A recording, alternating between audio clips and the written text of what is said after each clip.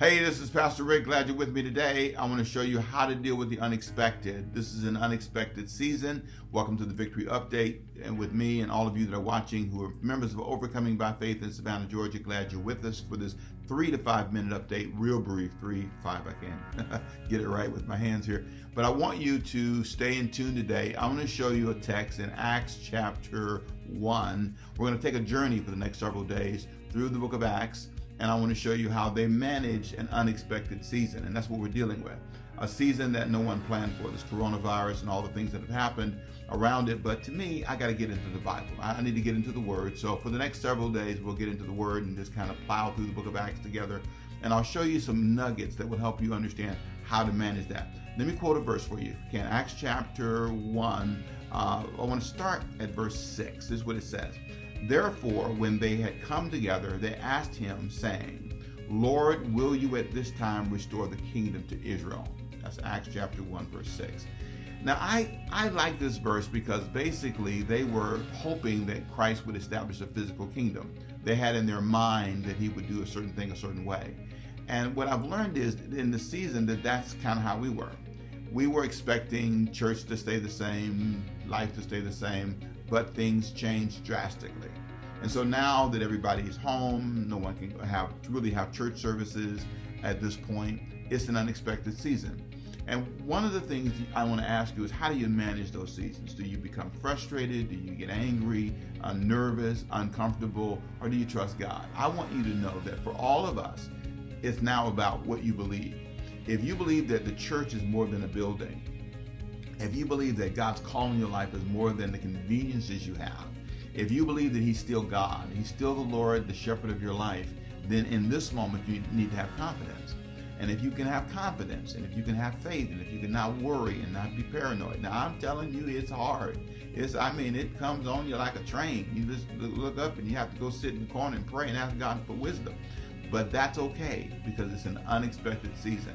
They were expecting Christ to establish a physical kingdom. That's what they thought. But that's not what he wanted to do. He wanted to save their souls first. So notice this. They had stuff in mind. He had eternity in mind. We had in our minds, I guess, this idea that things would stay the same, and we just go to church and we just all live our normal lives, get in our careers, and all of a sudden something like this happens and you have to stop and pause and rethink and reevaluate your values. That's a good season. How do you respond to unexpected seasons? I want you to learn like the disciples. We're going to see that in our study in the book of Acts. They kept going. And sometimes that's all you can do is keep going and don't lose faith. And I'll show you more on tomorrow how to deal with these seasons and give you a little nugget, give you a little idea of how to manage these seasons. And they showed us that in the book of Acts. So let me pray with you and let you get about your day.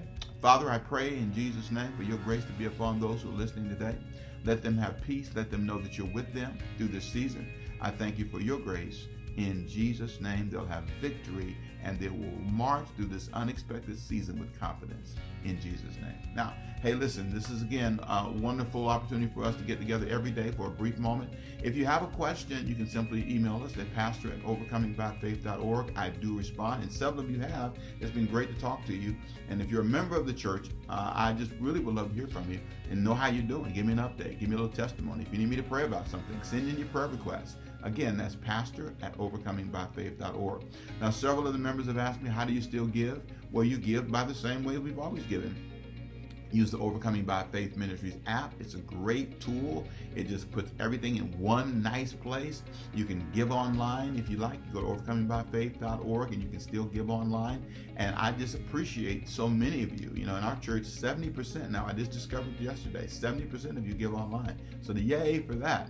But the rest of you that don't, if you want to join us and give electronically, and we're still marching forward with our Building a Future 2020, we're going to still build a future. None of this is going to change our dreams. None of this is going to stop us from, the Bible said the gates of hell will not prevent the church, will not prevail against the church. We're not going to lose. We're going to readapt and overcome. So I'm done for the day. I pray it was a blessing to you. And again, thank you for those of you that support during this time. Keep coming, keep sowing your seed, believing with us and praying with us.